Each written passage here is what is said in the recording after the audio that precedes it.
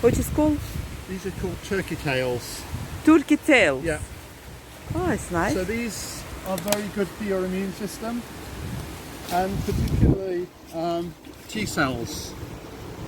Uh-huh. Yeah. Okay. There you go, you can put those in your bag.